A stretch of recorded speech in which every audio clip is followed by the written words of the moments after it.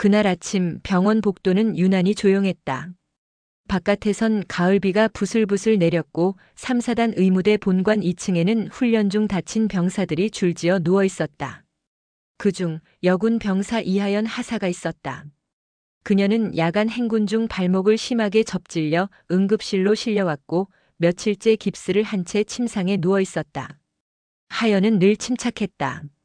훈련 중에도 단 한 번도 불평하지 않았고 남군들 사이에서도 인정받는 강단 있는 여군이었다. 하지만 그녀의 눈동자는 그날따라 유난히 흔들리고 있었다. 하사님, 약 드실 시간이에요. 의무병 하나가 다가오자 하연은 억지로 미소를 지었다. 응, 고마워. 잠시만. 그녀는 컵을 들어 올리며 주변을 살폈다. 복도 끝, 문이 반쯤 열린 의무장교실 안에서 누군가 그녀를 지켜보고 있었다. 흰색 군복에 푸른 견장을 단 남자 박준혁 대위였다. 그는 이 부대의 의무장교이자 군 병원 내에서 영향력이 큰 인물이었다. 겉보기엔 점잖고 말쑥했지만 병사들 사이에선 눈빛이 불편하다는 말이 많았다. 하연은 그 시선을 느낄 때마다 온몸이 굳었다. 그날 밤 불빛이 꺼진 복도에선 약한 형광등 불빛만 깜빡거렸다. 다른 병사들은 잠들었고 간호장교도 야간 근무 교대 중이었다. 하연은 물을 마시기 위해 조용히 자리에서 일어났다. 그때였다. 뒤에서 철컥하는 문 닫히는 소리가 났다.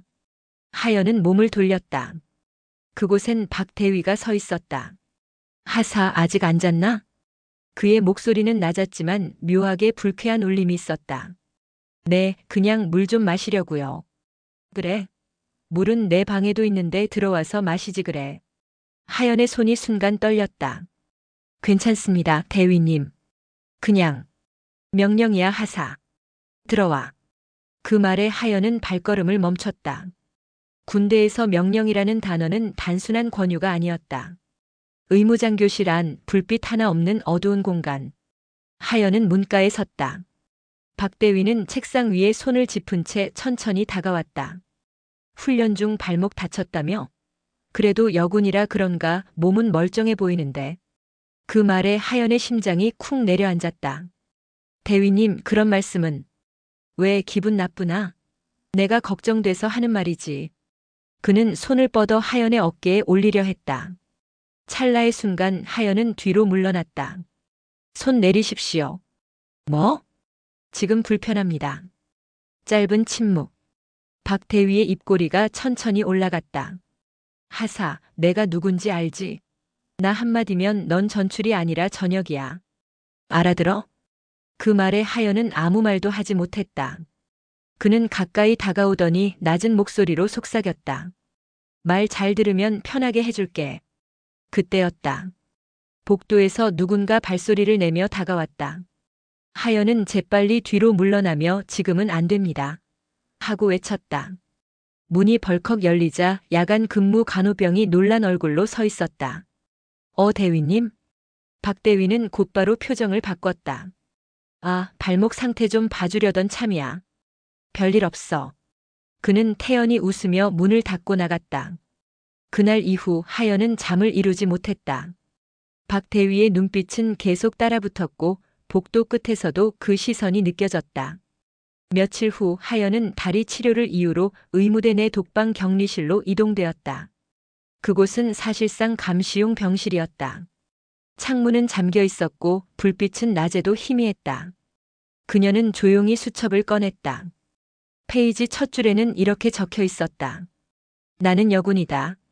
그러나 지금 이곳은 전장이 아니라 감옥 같다.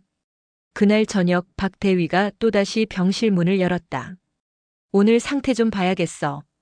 그는 장갑을 끼지도 않은 채 다가왔다. 하연은 수첩을 이불 아래로 숨기며 눈을 떴다. 지금은 괜찮습니다. 괜찮은지 안 괜찮은지는 내가 판단해.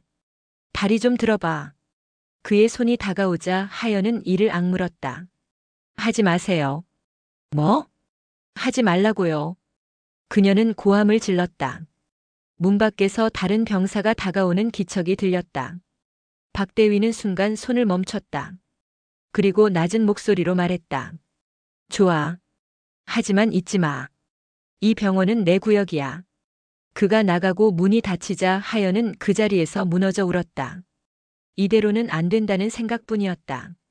그녀는 수첩을 꺼내 다시 썼다. 나는 기록할 것이다. 아무도 믿어주지 않아도 언젠가 이 기록이 증거가 될 것이다. 며칠 후 그녀는 우연히 복도에서 낯선 남자 2명을 보았다. 회색 정장을 입은 남자들이었다. 그들은 군 표식이 없는 신분증을 목에 걸고 있었고 의무대 본부장과 무언가를 조용히 이야기하고 있었다.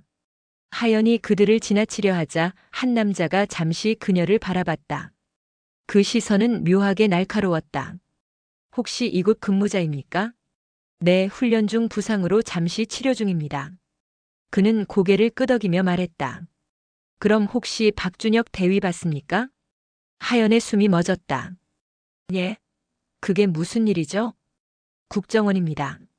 잠깐 그 대위와 관련해 조사할 게 있어서요. 그녀의 손끝이 떨렸다. 국정원? 왜 그가?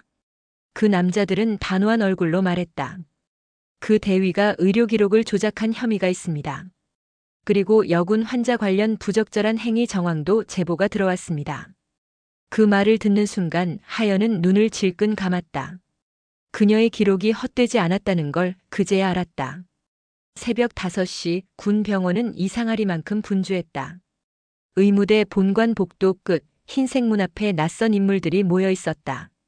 국정원 남자 2명과 헌병대 소속 장교 그리고 병원장까지. 그들의 표정은 모두 긴장되어 있었다. 대위는 어디 있습니까? 국정원 요원 중 1명, 신민호는 낮고 단호한 목소리로 물었다. 아직 출근 전입니다. 하지만 곧. 그럼 병실부터 확인합시다. 박준혁 대위가 관리한 환자 명단 전부요. 병원장은 식은땀을 흘렸다.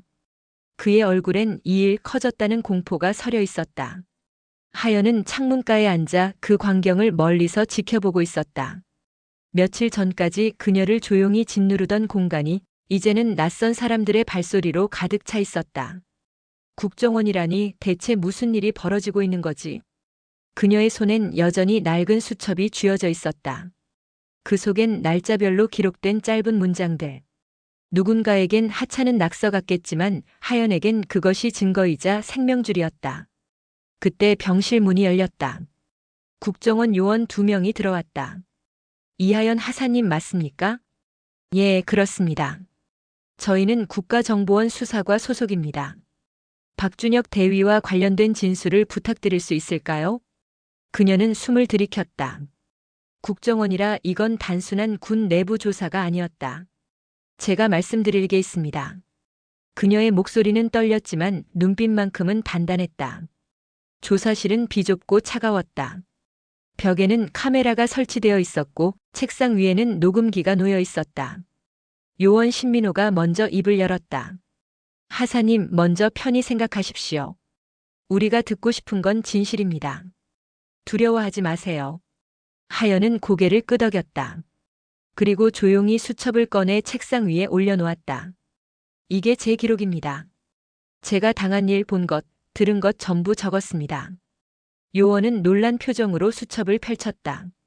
페이지마다 빽빽히 적힌 날짜, 시간, 대화 내용.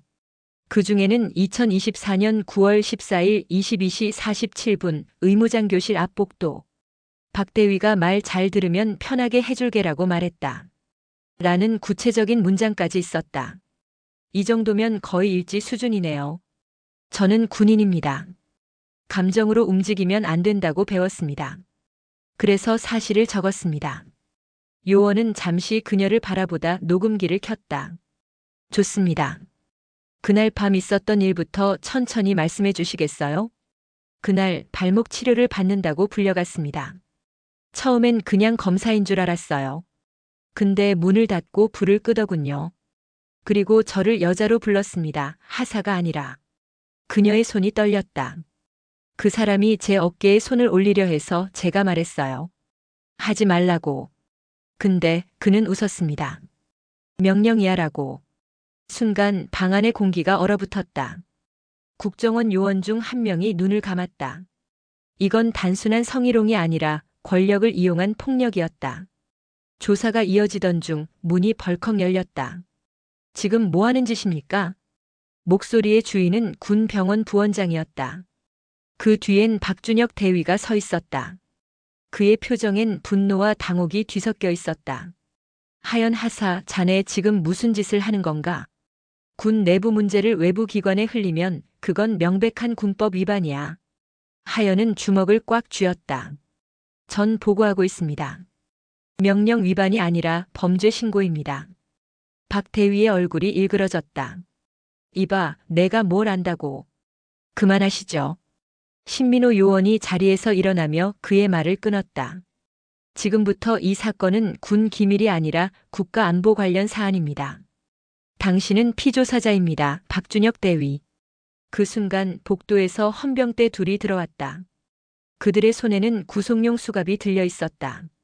이게 무슨 애? 박 대위가 소리쳤지만 이미 상황은 끝나 있었다. 그는 끌려나가며 하연을 노려봤다. 내가 끝났어. 넌 다시는 군에 못 있어. 그 말에 하연은 담담히 대답했다. 전 이미 끝났어요. 그날 밤 당신이 저를 짓밟았을 때요. 그의 발소리가 복도 끝으로 사라질 때까지 하연은 한마디도 하지 않았다. 하지만 눈가엔 눈물이 고여 있었다. 며칠 후 그녀는 본부 감찰실로 소환되었다. 이하연 하사 진술 내용은 국가정보원으로 이관됩니다. 다만 군 내부에서는 인사상 조치가 불가피할 겁니다. 즉, 보호 대신 보복이었다. 하연은 고개를 숙였다. 알고 있습니다. 그래도 후회는 없습니까? 그녀는 고개를 들었다. 제가 침묵했다면 다음 피해자는 저보다 더 약한 누군가였겠죠. 그게 후회될 것 같아요. 그 말에 조사관은 잠시 말을 잃었다. 며칠 후 국정원 요원 신민호가 조용히 그녀를 찾아왔다. 하사님, 용기 내주셔서 감사합니다. 이 사건은 단순한 개인 범죄가 아닙니다. 박 대위 뒤엔 더 큰 명령 체계가 있는 것 같습니다. 명령 체계요? 그는 단순히 여군 한 명을 노린 게 아닙니다. 의료 데이터 심리 검사 결과 모두 외부로 흘러나갔다는 정황이 있습니다. 하연은 숨을 삼켰다. 그게 무슨 뜻이죠? 군 병원 내부에서 특정 여성 군인들의 기록만 모으고 있었습니다. 그리고 그 파일들이 어디론가 전달되고 있었어요. 그녀의 손이 수첩을 움켜쥐었다. 그럼 나도 그 파일 중 하나였던 건가요? 그럴 가능성이 높습니다. 신민호 요원의 표정은 굳어 있었다. 우리는 그 진짜 목적을 찾아야 합니다. 그게 당신을 위협한 이유일지도 모르니까요. 그날 밤 하연은 병실 창가에 앉아 달을 바라봤다. 창문 너머에서 들려오는 군가 소리, 멀리서 울리는 헌병차 엔진 소리. 그녀는 조용히 수첩을 펼쳐 새로운 한 줄을 적었다. 진실은 무겁다. 그러나 그 무게를 견디지 못하면 다시 누군가 짓밟힌다. 다음 날 새벽 군 병원 근처에서 폭발음이 들렸다. 누군가 국정원 차량을 공격했다는 소식이 퍼졌다. 그리고 현장에는 박 대위가 감추려던 파일 일부가 타버린 채 남아 있었다. 그 속엔 이름이 있었다. 이하연. 새벽 4시. 군 병원 인근 도로에 검은 SUV 3대가 조용히 멈췄다. 그중 한 대의 문이 열리며 국정원 요원 신민호가 내렸다. 그의 표정은 굳어 있었다. 대상 확보 완료했습니다. 파일 일부는 불탔지만 남은 데이터는 암호화되어 있었습니다. 옆에 있던 요원 박서진이 대답했다. 복구팀이 분석 중입니다. 그 안에는 여군 인적사항 수십 명분이 들어 있었습니다. 민호는 고개를 숙였다. 하연 하사도 포함돼 있지? 예, 그리고 더 이상한 게 있습니다. 서진은 태블릿을 내밀었다. 거기엔 심리 안정 프로그램 피험자 명단이라는 제목이 있었다. 그 아래엔 하연의 이름이 있었다. 그 시각 병실 안. 하연은 잠에서 깨어났다. 밖은 폭우였고 창문은 번개에 잠깐씩 하얗게 빛났다. 그녀의 곁엔 누군가 앉아 있었다. 하사님, 저입니다. 신민호 요원. 그는 조용히 속삭였다. 지금 바로 이동해야 합니다. 당신의 신상이 유출됐습니다. 유출이요? 네. 누군가 군 내부망을 통해 당신 기록을 복사했습니다. 병원 안에 내 통자가 있습니다. 그녀는 놀라 일어났다. 그럼 여기도 안전하지 않단 말인가요? 이미 늦었어요. 우리가 이 병원을 떠나야 당신을 지킬 수 있습니다. 그는 재빨리 외투를 내밀었다. 말없이 따라오십시오. 당신이 본 걸 알고 있는 사람은 우리뿐입니다. 그들이 병실을 나서자 복도는 적막했다. 그러나 계단을 돌자 군복 차림의 사내들이 서 있었다. 누구십니까? 국정원입니다. 통행 협조 바랍니다. 여긴 군 구역입니다. 허가증 확인하겠습니다. 잠시 팽팽한 정적. 민호는 주머니에서 신분증을 꺼냈다. 하지만 그 순간 군인 한 명이 무전기로 손을 뻗었다. 이하연 하사 발견. 멈춰. 민호가 그의 손목을 잡으며 밀쳤다. 순간 짧은 격투. 복도 끝 형광등이 깨지며 유리 파편이 흩어졌다. 하연은 숨을 죽이고 몸을 숙였다. 서진이 빠르게 군인들의 무전을 빼서 벽에 던졌다. 민호, 차로 바로 연결돼 있어. 그들은 뛰었다. 비가 쏟아지는 주차장을 지나 SUV 문이 열렸다. 차가 출발하자 뒤에서 헌병차의 사이렌이 울렸다. 엔진 소리 겹치며 음악 긴장감 상승. 하연은 뒷좌석에서 창밖을 바라봤다. 이게 무슨 일이죠? 그 사람들은 왜 저를 잡으려 한 거예요? 민호는 한참 침묵하다 말했다. 그들은 단순히 상부 명령을 따랐습니다. 당신이 군 연구 프로그램에 연루된 걸 모르고요. 군 연구 프로그램요? 당신은 훈련소 입소 직후부터 심리 회복 프로젝트의 대상이었습니다. 그 프로젝트는 PTSD 예방용으로 시작됐지만 실제로는 여군 정신반응 실험에 가까웠습니다. 하연의 손이 떨렸다.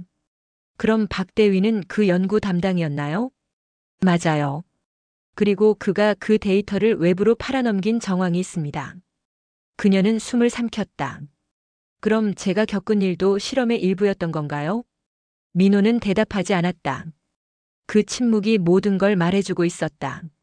차는 고속도로를 벗어나 한적한 산길로 접어들었다. 빗물이 차창을 두드리며 하연의 얼굴을 비췄다. 그녀는 조용히 중얼거렸다. 저는 그저 군인이 되고 싶었을 뿐인데. 민호가 말했다. 당신의 용기는 누군가에게 위협이 됐습니다. 그게 지금 상황의 이유죠. 차가 멈췄다. 낡은 건물 하나. 국방부 예비자료 보관소라는 표지판이 희미하게 걸려 있었다. 민호는 낮은 목소리로 말했다. 여기가 잠시 머물 곳입니다. 그리고 여기엔 당신이 봐야 할 게 있습니다. 건물 안은 오래된 종이 냄새와 먼지로 가득했다. 민호는 조용히 서류철 하나를 꺼냈다. 2022-ALPHAFILE. 그 안엔 군 병원 여성 환자들의 사진과 기록이 빼곡했다. 이건 박 대위가 참여한 비인가 실험 기록입니다. 그녀는 페이지를 넘기며 말을 잃었다. 모르는 얼굴들, 그러나 모두 여군이었다. 이 사람들 지금은? 대부분 전역 처리됐습니다. 그리고 일부는 사라졌습니다. 그녀의 눈동자가 흔들렸다. 사라졌다니요? 공식 기록상 민간 복귀라고 되어 있지만 실제로는 행방불명 상태입니다. 그녀는 숨을 고르며 책상에 손을 짚었다. 그럼 이건 단순한 성추행 사건이 아니네요. 맞습니다. 이건 체계적인 정보 은폐, 그리고 인체 실험입니다. 잠시 후 건물 안쪽 문이 열렸다. 서진이 들어오며 속삭였다. 민호, 위에서 연락 왔어. 본청 쪽 일부에서도 누군가가 이 수사 중단을 요구했대. 누구? 국방보안국 차장 명의야. 민호의 얼굴이 굳었다. 이젠 내부에서도 우리를 지켜보는군. 하연은 놀란 눈으로 물었다. 그럼 당신들도 위험한 거예요? 민호는 미소를 지었다. 이 일에 발을 들인 이상 누가 안전하다고 말할 순 없죠. 그날 밤 임시 숙소. 하연은 낡은 조명 아래에서 다시 수첩을 펼쳤다. 이제 그 기록은 단순한 일지가 아니라 폭로의 무기였다. 그녀는 새 페이지에 적었다. 그들은 나를 지웠다. 하지만 나는 아직 존재한다. 진실은 누가 원하지 않아도 남는다. 장면 전환 본부. 어두운 회의실. 국방보안국 차장이 전화기를 내려놓았다. 그 여군 아직 잡히지 않았다고. 비서가 대답했다. 예, 국정원에서 데리고 간 것으로 보입니다. 그럼 언론에 새지 않게 막아. 이번 일 외부에 알려지면 끝이야. 그의 눈빛은 서늘했다. 박준혁은 말이 많았지. 하지만 우리가 지시한 건 단 한 가지였어. 관찰이지 접촉이 아니었단 말이다. 그는 천천히 창밖을 바라보았다. 비가 계속 내리고 있었다. 이제부터 그 여군은 국가안보 위협이다. 이해했나? 그 시각 국정원 임시본부. 민호는 노트북을 켜고 복구된 데이터 일부를 확인했다. 거기엔 한 줄의 암호문이 있었다. 프로젝트 코드 SIREN. 민호는 곧장 서진을 불렀다. 이거 단순 실험이 아니야. 이건 군 내부에서 여성 병력 감정 통제 프로그램을 개발하던 비밀 프로젝트야. 감정 통제? 응. PTSD, 공포, 불안 그 모든 걸 조작할 수 있는 약물과 심리 유도 기술을 테스트한 거야. 하연은 말을 잃었다. 그럼 나도 그 실험체 중 하나였던 거예요? 민호가 고개를 끄덕였다. 그래서 당신을 지우려 했던 거야. 그녀는 천천히 눈을 감았다. 눈앞에 떠오르는 건 박대위의 얼굴. 그리고 그날 밤의 어둠. 이제 모든 게 연결되기 시작했다. 그가 나를 건드린 이유, 단순히 욕망이 아니었어. 실험이었어. 그녀의 속삭임은 떨렸지만 그 눈빛엔 분노가 자리했다. 이제 그 실험을 끝내야겠네요. 진실은 어둠 속에서 자란다. 그러나 누군가의 용기가 불을 켜는 순간 세상은 더 이상 이전으로 돌아갈 수 없다. 국정원 임시본부 지하실. 불빛이 희미한 회의실에서 모니터 여러 대가 깜빡이고 있었다. 화면 속에는 숫자 코드와 이름들이 번갈아 떴다. 프로젝트 코드명 SIREN. 그 아래엔 수십 명의 여군 이름이 있었다. 요원 신민호가 입술을 깨물었다. 이건 단순한 의료 데이터가 아니야. 옆에 있던 요원 박서진이 물었다. 그럼 뭡니까? 민호는 낮게 말했다. 감정 통제 실험. 군이 특정 약물을 이용해 여군의 공포 반응, 복종 반응을 조절하려 했던 거야. 그리고 그걸 담당한 핵심 인물이 박준혁 대위였다. 그게 가능합니까? 인간의 감정을 조작한다니. 가능하지. 그게 바로 SIREN이니까. 한편 하연은 방 안에서 창문을 바라보고 있었다. 밖에는 어둠이 짙게 깔려 있었고 빗소리가 유리창을 때리고 있었다. 그녀의 손에는 작은 USB가 쥐어져 있었다. 민호가 준 증거였다. 그 안에는 SIREN 프로젝트의 기록, 그리고 그녀의 이름이 있었다. 파일 제목은 단 하나. SIREN-7 이하연. 하연의 심장이 멈춘 듯 했다. 7번 내가 그 중 하나였단 말인가. 그녀는 USB를 꼭 쥐었다. 지금껏 자신이 겪은 불안, 악몽, 감정의 폭발들이 모두 실험의 부산물이었다는 생각에 몸이 떨렸다. 그녀는 수첩을 꺼내 적기 시작했다.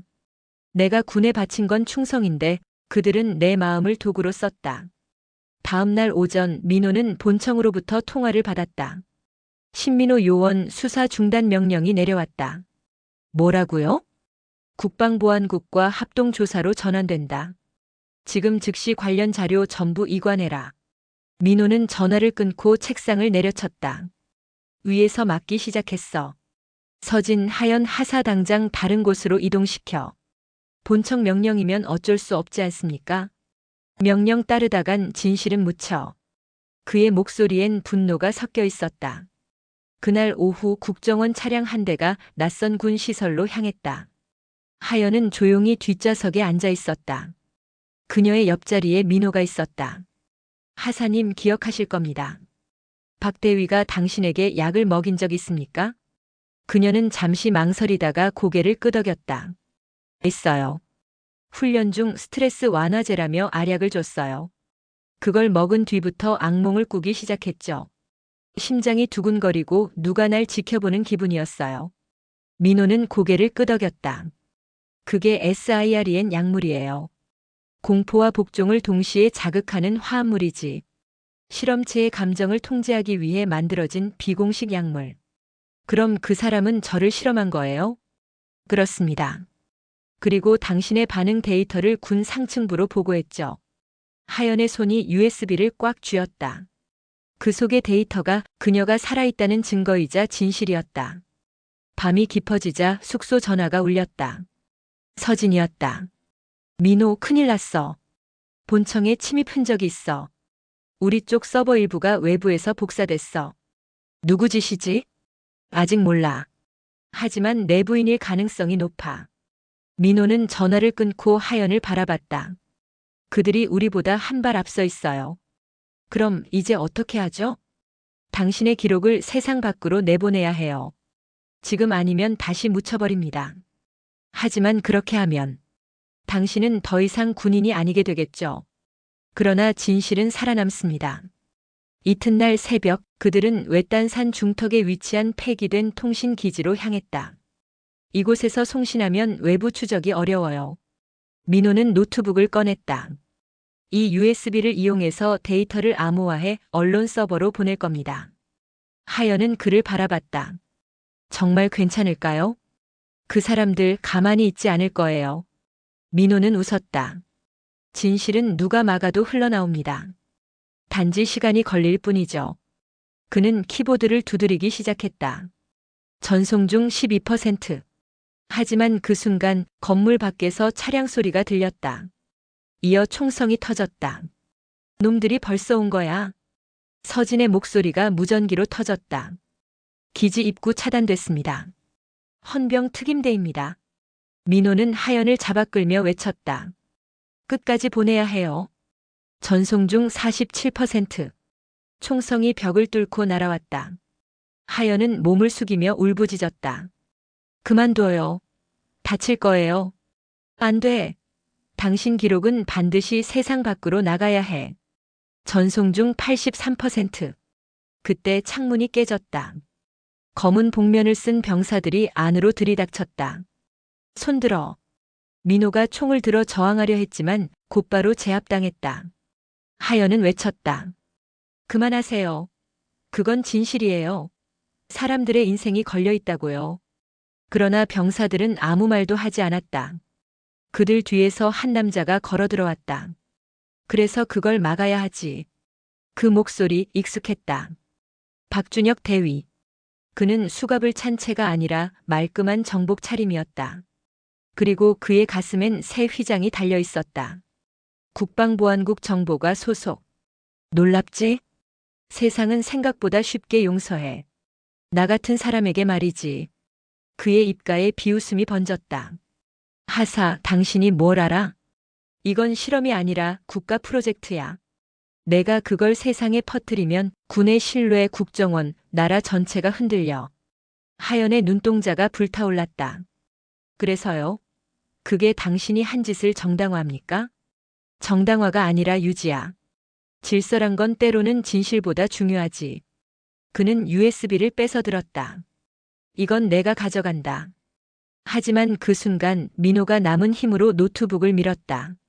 화면엔 전송 완료 100%. 하연의 기록은 이미 서버로 전송된 상태였다.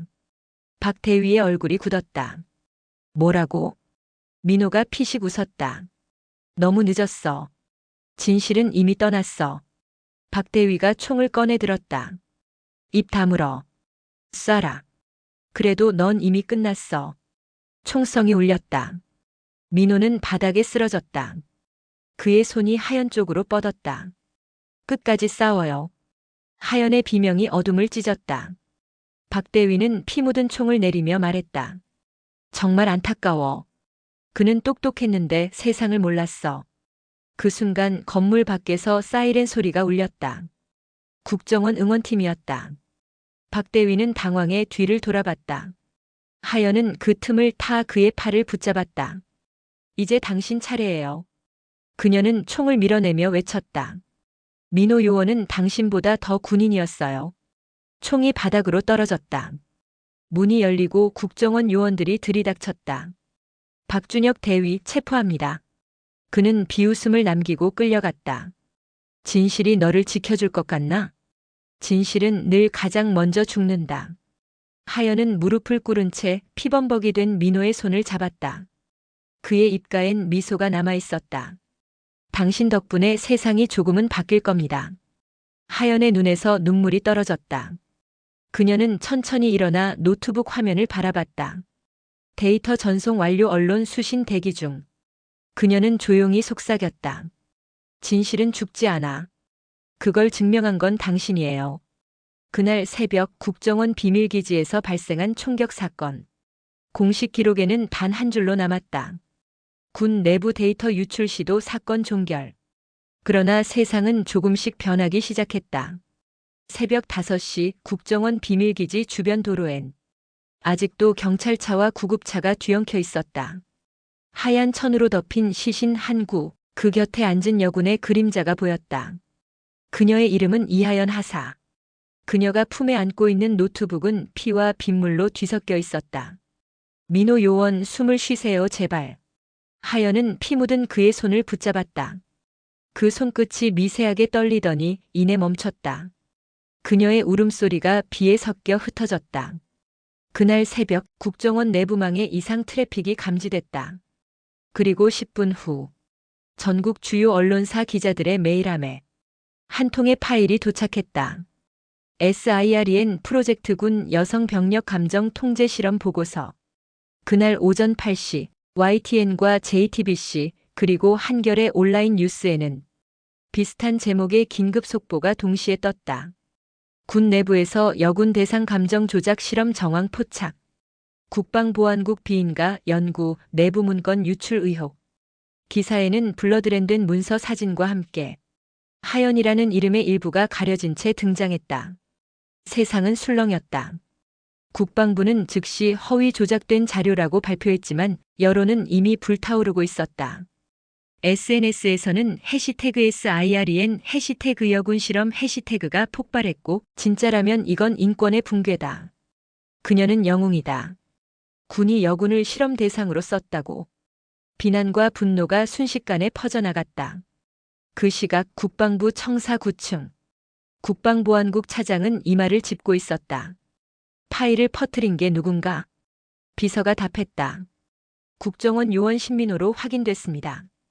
그는 현장에서 사망했습니다. 그래, 영웅 코스프레 하다가 죽었군. 차장은 냉소를 지었다. 그 여자 이하연. 지금 어디에 있나? 현재 국정원 보호시설로 이송 중입니다. 보호라? 감시겠지. 그는 서류를 덮으며 중얼거렸다. 그 여자를 이용해 봐야겠어. 하연은 국정원 외곽시설, 이른바 보호센터 C-4에 있었다. 철문 안쪽 창문엔 철창이 달려 있었다. 그녀는 보호 중이라 불렸지만 실제로는 감시 중이었다. 그녀는 멍하니 책상 위 USB를 바라봤다. 이제 세상은 진실을 알아버렸다. 하지만 마음 한편엔 공허함이 밀려왔다. 민호 요원 이렇게까지 해야 했을까? 그때 문이 열렸다. 검은 양복의 여성이 들어왔다. 이하연 하사님. 저는 국정원 조사관 정혜원입니다. 그녀는 침착한 목소리로 말했다. 당신의 진술이 세상에 큰 파장을 일으켰습니다. 하지만 지금은 조심해야 합니다. 조심이라니요? 누군가 당신을 찾아내려 합니다. 당신의 존재는 아직 위협으로 분류돼 있습니다. 하연은 조용히 물었다. 저를 없애려는 거죠? 정혜원은 대답 대신 눈을 피했다. 그날 밤 센터 주변에는 정체 모를 차량이 나타났다. 불빛도 없는 검은 밴 한 대가 감시 카메라 사각지대에 멈춰 있었다. 내부 무전기에서 남자의 목소리가 흘러나왔다. 대상 확인. 이동 시작. 그러나 동시에 국정원 감시팀이 그것을 포착했다. 식별 불가 차량. 군부대 출입증 코드 사용 중. 무장 가능성 있음 차단하라. 총성이 터졌다. 센서 등이 번쩍이며 밤이 깨졌다. 하연은 깜짝 놀라 몸을 숙였다. 무슨 일이에요? 정혜원이 소리쳤다. 침입자입니다. 하사님 이쪽으로. 그들은 비상 통로로 뛰었다. 계단 밑 어둠 속 총알이 벽을 스쳤다. 정혜원이 하연을 감싸며 외쳤다. 움직이지 마요. 한참 후 총성이 멈췄다. 침입자는 사살되었다. 그의 복장엔 군 표식이 달려 있었다. 육군 정보부대 특임과. 정혜원이 얼굴을 굳혔다. 예상대로군. 그들은 당신을 지우려는 게 아니라 다시 회수하려 했어요. 이튿날 하연은 국정원 고위층 회의실에 불려갔다. 국장급 인사들이 둘러앉아 있었다. 하사, 당신의 용기에 감사드립니다. 하지만 현재 언론에서 퍼진 정보는 불완전합니다. 이 사안을 더 이상 확대하면 국가 체계가 흔들립니다. 그 말에 하연은 입을 굳게 다물었다. 즉, 당신에게 요구합니다. 언론 인터뷰를 자제하고 당분간 보호시설에 머물러 주십시오. 그녀는 낮게 대답했다. 진실을 지키는 게 그렇게 위험합니까? 국장은 눈을 피했다. 진실이 아니라 균형을 지켜야 할 때도 있습니다. 그녀의 눈빛이 차가워졌다.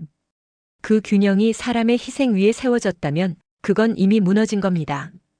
며칠 후 세계 주요 언론사들이 추가 자료를 입수했다. 그중 하나는 SIREN 내부 연구기록 2차 파일이었다.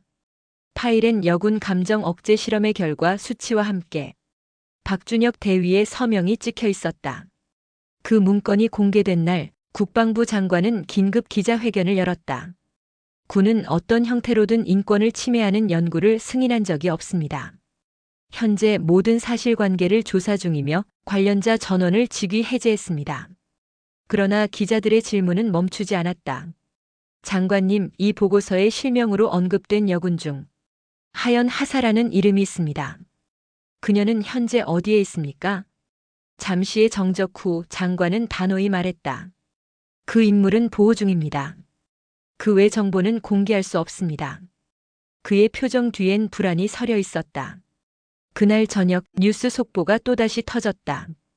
국정원 내부 요원 사망 사건 단독 취재. 국방보안국과의 충돌 정황 포착. 방송 화면엔 국정원 비밀기지에서의 총격 현장 사진이 나왔다. 그리고 화면 하단엔 작은 글씨가 떠 있었다. 제보자 H. Y. 하연은 TV를 바라보다 고개를 떨궜다. 세상은 이제 멈추지 않겠네요. 정혜원이 조용히 말했다. 맞아요. 당신이 시작한 거예요. 밤이 깊어가던 그때 국정원 외곽에서 또다시 폭발음이 들렸다. 건물의 전원이 꺼지고 비상등이 켜졌다. 정혜원이 총을 꺼내며 외쳤다. 하사님, 이쪽이에요. 두 사람은 비상구를 향해 달렸다. 바닥엔 유리 파편이 흩어져 있었다. 불빛 사이로 검은 그림자들이 움직였다. 하연은 손에 쥔 USB를 꽉 쥐었다. 그녀의 기록은 이미 세상으로 나갔지만 그녀 자신은 아직 위험 속에 있었다. 건물 밖으로 빠져나오자 멀리 산 아래서 경찰차 사이렌 소리가 울렸다. 정혜원이 무전을 들고 말했다. B팀 대기 중입니까? 무전기 너머로 답이 들려왔다. B팀 확인, 차량 준비 완료. 2분 후 도착. 하연은 숨을 고르며 말했다. 이제 끝났나요? 정혜원이 고개를 저었다. 아니요. 지금부터 시작이에요. 진실은 세상에 나갔지만 진실을 만든 사람은 여전히 사냥감입니다. 그날 이후 대한민국은 변했다. 군의 어두운 비밀은 세상에 드러났고 그녀의 이름은 기록에서 사라졌다. 하지만 사람들은 기억했다. 한 여군이 싸웠다고. 혼자였지만 포기하지 않았다고. 새벽 3시 국정원 외곽 보호시설 C-4. 모든 조명이 꺼진 가운데 정혜원은 조용히 복도를 걸었다. 하연은 이미 깨어 있었다. 책상 위엔 오래된 수첩과 USB가 놓여 있었다. 하사님 준비되셨죠? 정혜원이 낮은 목소리로 말했다. 오늘 이동하신다고요. 외부로. 하연은 고개를 들었다. 외부요? 어디로 갑니까? 해외입니다. 당신의 신변이 더 이상 이 나라에선 안전하지 않아요. 그녀는 믿을 수 없다는 듯 물었다. 그게 보호입니까? 아니면 추방입니까? 정혜원은 잠시 망설였다. 둘 다일지도 모르겠네요. 그들은 검은 밴에 올라탔다. 차량은 서울 외곽을 벗어나 인천 방향으로 달렸다. 하연은 창밖을 바라봤다. 아직 어둠은 걷히지 않았고 도시의 불빛이 멀어졌다. 민호 요원은 왜 죽었을까요? 그녀가 물었다. 그 사람은 목숨을 걸고 진실을 세상에 알렸어요. 그럼 세상은 왜 아직도 조용한 거죠? 정혜원이 대답했다. 세상은 진실보다 편안한 거짓을 더 잘 받아들이거든요. 그게 정치고 그게 체계입니다. 그래도 사람들은 알게 됐잖아요. 그건 시작일 뿐이에요. 진실이 퍼지는 속도보다 은폐가 더 빠를 수도 있어요. 차량 내부는 묘한 정적에 쌓였다. 하연은 손에 쥔 수첩을 바라봤다. 민호의 피가 묻은 마지막 페이지엔 이런 문장이 있었다. 그녀를 지켜라. 그게 곧 나라를 지키는 일이다. 그녀는 눈을 감았다. 그 말이 아직 귓가에 남아 있었다. 인천항 인근 출입통제구역. 검은 외교용 헬기가 대기 중이었다. 정혜원이 무전으로 보고했다. C-4 대상 도착했습니다. 확인. 출국 승인 코드 ECHO-79 발동. 하연은 의아한 눈빛으로 물었다. 저 헬기는 어디로 가는 겁니까? 정혜원은 짧게 답했다. 일본 경유 미국입니다. 거기서 망명 보호 절차를 밟을 겁니다. 망명 저는 그런 걸 원하지 않았어요. 이제 선택권은 없어요, 하사님. 헬기 엔진이 울리기 시작했다. 그러나 이륙 직전 정혜원의 무전기가 터졌다. 정요원, 작전 취소. 취소하라. C-4 대상 국내 보호로 전환 명령이다. 정혜원이 놀랐다. 무슨 소리죠? 본청 승인까지 받았는데? 무전기 너머로 낯선 남자의 목소리가 들려왔다. 이건 국장 직속 명령이다. 이송 불가. 즉시 귀환하라. 그 순간 정혜원은 무전기의 송신 코드를 확인했다. 발신자 국정원 부국장 박승호. 그 이름에 하연의 눈이 번쩍였다. 박승호 그 사람 박준혁 대위의 삼촌 아닙니까? 정혜원은 숨을 삼켰다. 맞아요. 그녀는 서류를 던졌다. 이건 조작이에요. 박 부국장은 자기 조카를 감싸려는 겁니다. 이송 중단하라 정요원. 명령이다. 무전기의 목소리가 다시 울렸다. 정혜원은 이를 악물었다. 죄송합니다, 부국장님. 전 이 명령 따를 수 없습니다. 그녀는 하연을 잡아 끌며 외쳤다. 헬기 탑승하세요, 지금. 총성이 울렸다. 헬기 주변으로 군인들이 몰려왔다. 빗방울이 피와 섞여 바닥에 튀었다. 정혜원이 기관총을 들고 버텼다. 하사님, 올라가요. 지금. 그럼 당신은요? 전 남아요. 누군가는 이 전쟁을 안에서 막아야 하니까. 하연은 눈물을 머금은 채 헬기에 몸을 던졌다. 프로펠러가 회전하며 어둠이 갈라졌다. 헬기 안. 조종사가 외쳤다. 목적지 오키나와 경유 노선 확보. 레이더 방해파 작동 중. 하연은 뒤를 돌아봤다. 정혜원이 점점 멀어지고 있었다. 그녀는 입술을 떨며 속삭였다. 정요원 살아있어야 해요. 그 시각 서울 남태령 국정원 본청 지하실. 부국장 박승호는 어두운 회의실에서 통화를 마쳤다. 그 여자는 절대 도착하면 안 된다. 그녀가 가진 파일엔 나도 포함돼 있으니까. 그는 서류철을 열었다. 그 안엔 오래된 사진 한 장. 군복 차림의 젊은 장교 그리고 그 옆엔 SIREN 프로젝트 책임자 박승호. 이라는 문장이 찍혀 있었다. 그는 천천히 웃었다. 그래, 결국 내 실험이 나라를 바꿨지. 누군가는 희생돼야 했어. 장면 전환 헬기 내부. 비행은 순조로웠다. 그러나 갑자기 경고음이 울렸다. 엔진 이상. 고도 유지 불가. 조종사가 외쳤다. 누군가 통신 주파수를 교란하고 있습니다. 하연이 놀라며 소리쳤다. 무슨 말이에요? 위성 위치가 꼬였어요. GPS가 조작됐습니다. 그 순간 헬기 밖에서 미사일이 날아왔다. 조종사가 외쳤다. 피해. 헬기가 급강하하며 바다 위로 떨어졌다. 불빛이 푸른 어둠 속으로 사라졌다.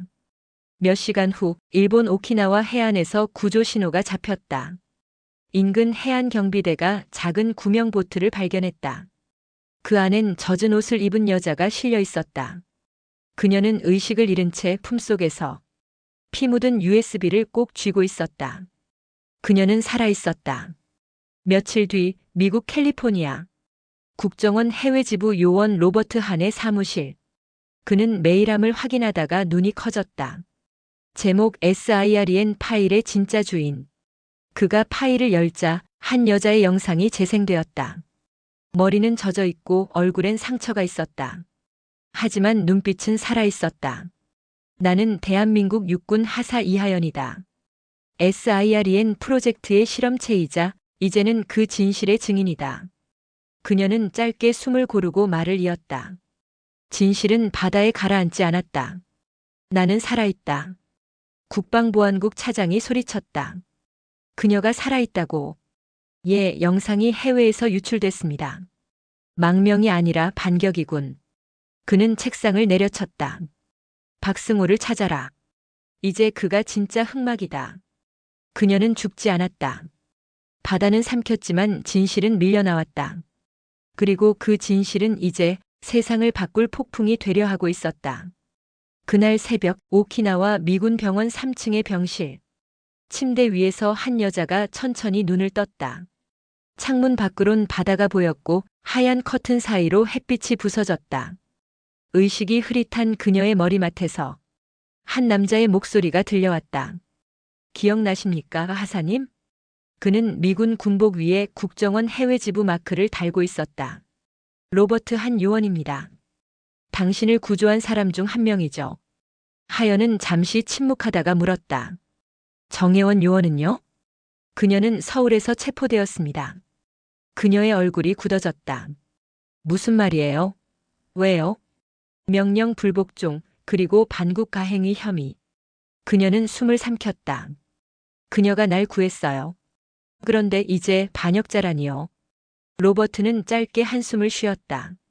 지금 서울은 혼란 그 자체입니다. SIREN 파일의 여파로 국정원 내부가 분열됐습니다. 누군가는 진실을 지키려 하고 누군가는 진실을 묻으려 하죠. 그는 노트북을 열어 한 영상을 보여주었다.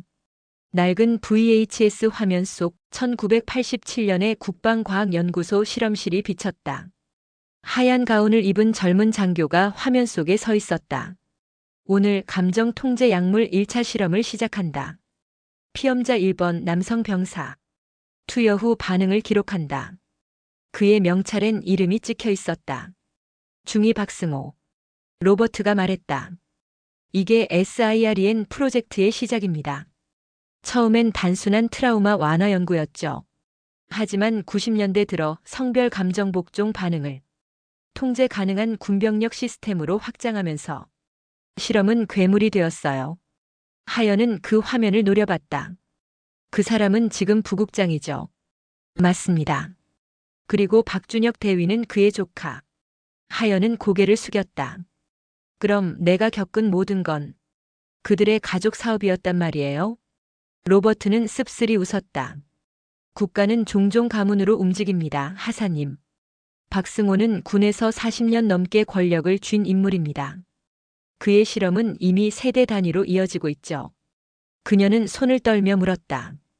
그럼 왜 여군이었죠? 왜 여자만? 여군은 감정 데이터의 표준화가 가능하다고 봤답니다. 남성 병사는 공격성, 여성은 감정 통제가 연구에 적합하다고.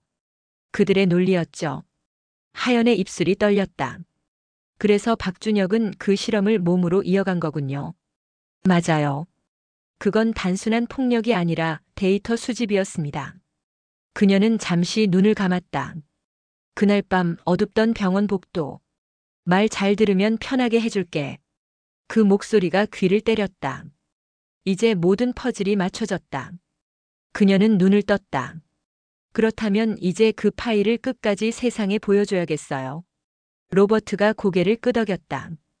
그래서 우리가 움직입니다. 하지만 당신이 직접 증언하지 않으면 세상은 믿지 않을 겁니다. 그녀는 조용히 웃었다. 믿지 않아도 괜찮아요. 단 한 명이라도 이걸 듣고 바뀐다면 그걸로 충분하니까. 그 시각 서울. 국정원 본청 지하 2층, 폐쇄구역 레벨 7. 박승호 부국장은 어두운 회의실에서 서류를 뒤적였다. 그 옆엔 새로 임명된 요원장이 앉아 있었다. 여론이 심상치 않습니다, 부국장님. 그래서 그 여자를 죽이라 한 겁니다. 그 파일 하나로 국가 체계가 흔들리니까. 하지만 이미 해외 언론이 움직입니다. 뉴욕타임스, BBC, CNN 모두 이 사안을 취재 중입니다. 박승호는 담배를 꺼내 물었다. 그럼 그들에게 진짜를 보여줘. 조작된 실험이라고. 그리고 정혜원은 내일 전속 군사재판에 넘겨라. 그는 담담히 말했다. 한 명을 희생시켜야 10명이 산다. 간수 2명이 그녀를 끌고 가는 동안 그녀는 창문 너머로 서울의 하늘을 올려다봤다. 정말 우리가 틀린 걸까? 그녀의 중얼거림은 작았지만 그 안엔 아직 꺼지지 않은 불씨가 있었다. 그녀는 호주머니에서 조용히 손가락을 움직였다. 손끝엔 작은 메모칩이 있었다. 그건 하연의 USB와 연결된 백업 데이터였다. 만약 내가 사라지면 이걸 세상에 보내. 그녀는 그렇게 적힌 쪽지를 떠올렸다. 그녀의 머리엔 붕대가 감겨 있었고 노트북 화면엔 기자의 얼굴이 떠 있었다. 하사님, 미국 언론들은 이미 알고 있습니다.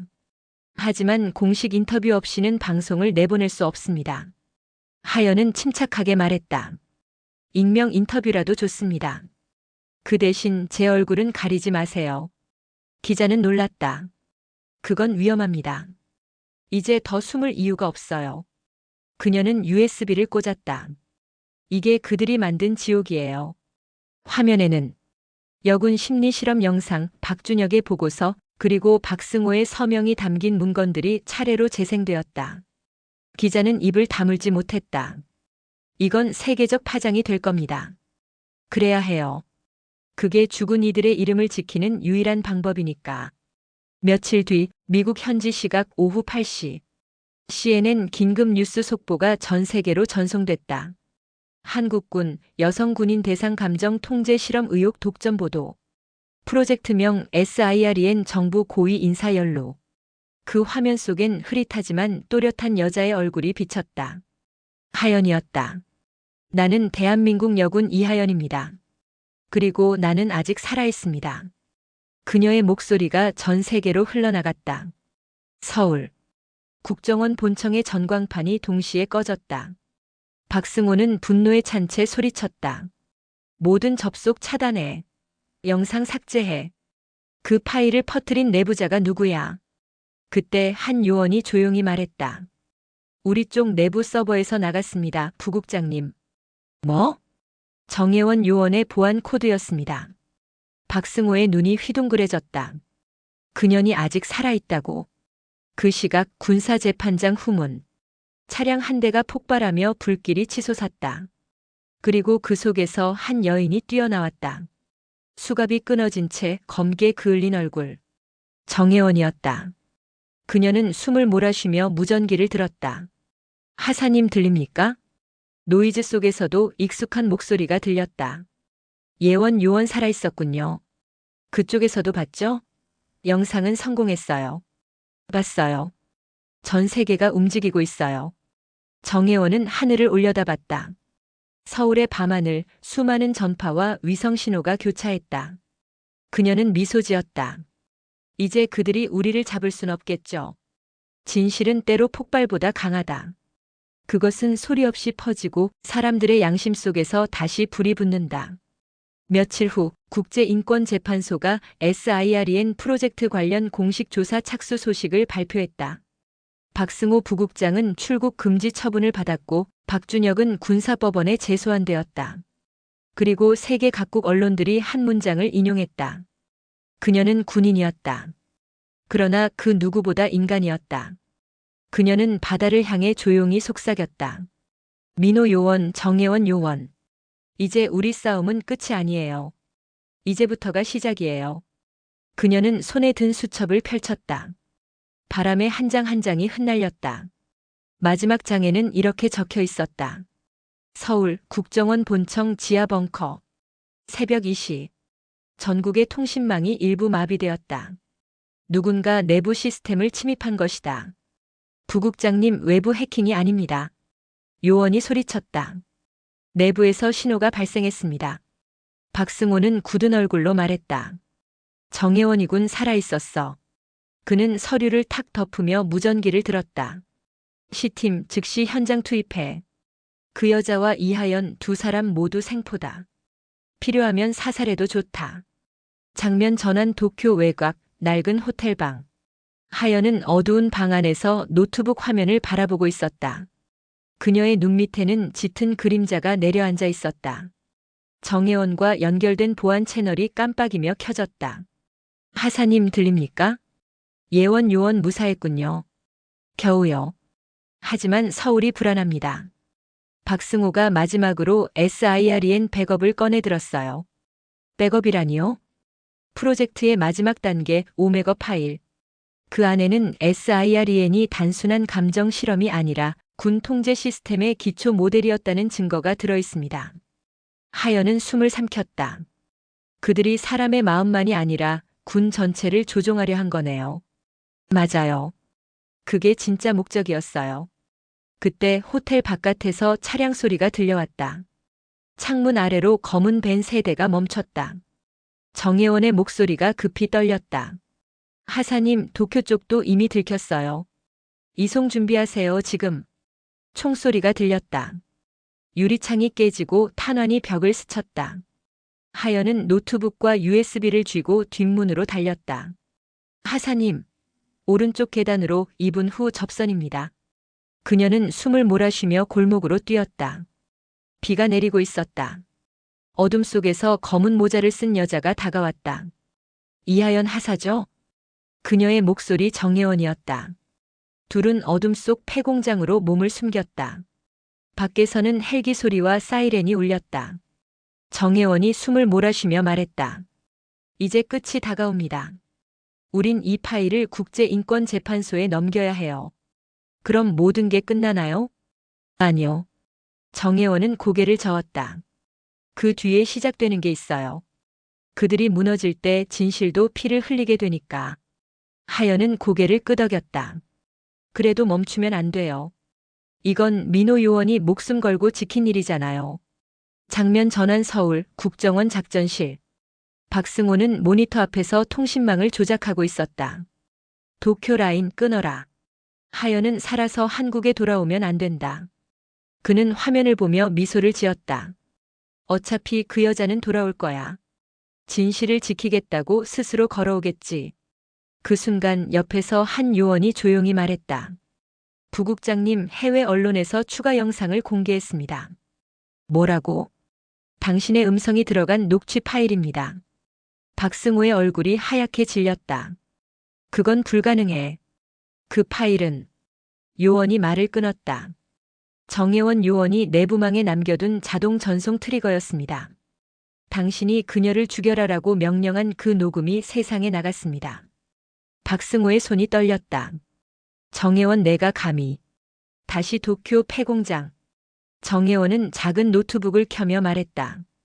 우리가 가진 마지막 증거예요. 오메거 파일을 풀면 박승호의 모든 범죄가 연결됩니다. 암호를 풀 방법은요? 그건 민호 요원이 남긴 힌트예요. 그녀는 수첩 한 권을 꺼내 펼쳤다. 마지막 페이지엔 이렇게 적혀 있었다. SIREN은 숫자가 아니다. 이름이다. 하연은 숨을 골랐다. 그 이름은 나. 맞아요. 그녀는 망설임 없이 키보드를 눌렀다. 잠시 후 화면에 문서가 열렸다. 그 문서 속에는 실험의 마지막 목적이 명시되어 있었다. 인간 감정 통제를 기반으로 한 군용 자율명령 시스템 구축, 국가 단위 복종 알고리즘 적용 예정. 하연은 절규하듯 말했다. 이건 군인을 넘어서 사람의 자유를 지우는 실험이에요. 정혜원이 고개를 끄덕였다. 그래서 반드시 멈춰야 했어요. 당신이 살아남은 이유는 바로 이걸 위해서예요. 그 순간 폐공장 밖에서 폭발음이 울렸다. 찾았다. 무장 요원들이 안으로 들이닥쳤다. 정혜원이 총을 들고 맞섰다. 하사님, 뒤쪽 비상구로. 같이 가요. 안 돼. 당신은 살아야 해요. 총성이 연달아 터졌다. 유리 파편이 날리고 먼지가 공기를 덮었다. 정혜원이 뒤를 돌아봤다. 하사님, 기억해요. 진실은 피로 쓰여야 남아요. 그녀는 폭탄 스위치를 눌렀다. 공장 안이 번쩍이며 터졌다. 하연은 어두운 바다 위에 떠있는 배에 몸을 실었다. 멀리서 불길이 솟구치고 있었다. 그녀는 눈을 감았다. 예원 요원, 당신이 남긴 길 제가 이어갈게요. 손 안에는 USB가 있었다. 그 안에는 파일 전송이 완료된 로그가 남아 있었다. 전송 완료 UN 인권위원회 세계 언론 네트워크. 그녀는 조용히 속삭였다. 이제 그들의 세상은 끝났어. 국방부 장관이 급히 보고를 받는다. 국제사회가 박승호 부국장 체포를 요구하고 있습니다. 영상과 파일 전부 검증 완료됐습니다. 국정원 내부에서 체포를 시도하라. 그러나 부국장은 이미 뭐? 실종됐습니다. 정적이 흘렀다. 그리고 한 문서가 책상 위에 던져졌다. 장관은 얼굴이 굳었다. 아직 끝나지 않았군. 진실이 세상에 드러나면 거짓은 도망치고 권력은 새로운 이름으로 옷을 바꾼다. 하지만 누군가는 끝까지 쫓는다. 불타는 심장으로 사라진 이름들을 대신해서 그녀는 조용히 쓴다. 나는 여전히 군인이 아니다. 하지만 아직 싸우고 있다. 이것이 마지막 기록이다. 카메라가 멀어지며 바다 위로 붉은 햇빛이 떠오른다. 비행기 한 대가 어둠 속에 착륙했다. 문이 열리고 검은 외투를 입은 여자가 내렸다. 그녀의 얼굴엔 긴 여행의 흔적이 있었지만 눈빛은 단단했다. 이하연. 그녀는 조용히 숨을 내쉬었다. 돌아왔네요, 대한민국. 그녀를 맞이한 인물은 낯익은 얼굴이었다. 국정원 감찰실장 김재욱. 하사님, 공식적으로는 귀국자로 분류됩니다. 하지만 비공식적으로는 폭탄이죠. 제가 들고 온 건 진실이에요. 그걸 폭탄이라 부르다니 역시 이 나라는 아직 멀었네요. 그는 씁쓸하게 웃었다. 진실은 언제나 체제엔 위험하죠. 하연은 곧바로 서울 모처의 국회 청문회 대기실로 이송됐다. 며칠 뒤 국정원 비리 및 인권침해 특별청문회가 열릴 예정이었다. 전 세계가 주목하는 자리였다. 그녀는 거울 앞에서 정장을 고쳐 입었다. 거울 속 자신의 눈빛이 낯설게 느껴졌다. 두렵지 않냐고요? 그녀가 스스로에게 물었다. 두렵죠. 하지만 이제 멈출 수는 없어요. 그녀는 조용히 주머니 속 수첩을 꺼냈다. 민호의 글씨로 적힌 문장. 진실은 총보다 강하다. 그녀는 그 문장을 손끝으로 쓰다듬으며 미소 지었다. 국회 청문회 D-1. 박승호는 여전히 도피 중이었다. 그는 한 폐창고에서 전화를 받고 있었다. 이 녀석들이 날 국가 반역자로 몰다니. 전화기 너머에서 낯선 남자가 말했다. 박 부국장 선택하셔야 합니다. 지금 자수하면 살 길은 있습니다. 그는 비웃었다. 살 길? 나는 이미 이 나라의 심장이야. SIRE는 내 피로 만들어진 시스템이지. 그걸 내가 없애겠다고. 그의 눈빛은 광기와 절망이 섞여 있었다. 그 여자 이하연만 사라지면 이 일은 끝이야. 그는 차량에 올라탔다. 그의 마지막 목적지는 청문회장. 다음 날 오전 10시 국회 본청. 기자와 외신이 몰려들었다. 플래시가 터지고 방송 카메라가 줄지어 섰다. 의장석이 두드려졌다. 국정원 비인가 실험 SIREN 프로젝트 청문회를 시작합니다. 그리고 천천히 문이 열렸다. 이하연이 걸어 들어왔다. 수많은 시선이 그녀를 향했다. 그녀는 고개를 숙이지 않았다. 의장은 말했다. 이하연 하사 진술을 시작하십시오. 그녀는 마이크 앞에 섰다. 나는 대한민국 육군 하사 이하연입니다. 목소리는 떨리지 않았다. 저는 3년 전 군 병원에서 이상한 약을 투여받았습니다. 그 약의 이름은 SIREN. 공포, 복종, 감정을 조종하는 약이었습니다. 회의장은 술렁였다. 그녀는 계속 말했다. 그 실험의 책임자는 당시 군 연구위원이자 현 국정원 부국장 박승호였습니다. 그녀의 손이 책상 위에 USB를 올려놓았다. 이 안엔 모든 데이터가 있습니다. 그들이 조작한 실험, 사망한 병사들의 기록, 그리고 저를 포함한 피해자 47명의 이름이 있습니다. 기자들의 플래시가 터졌다.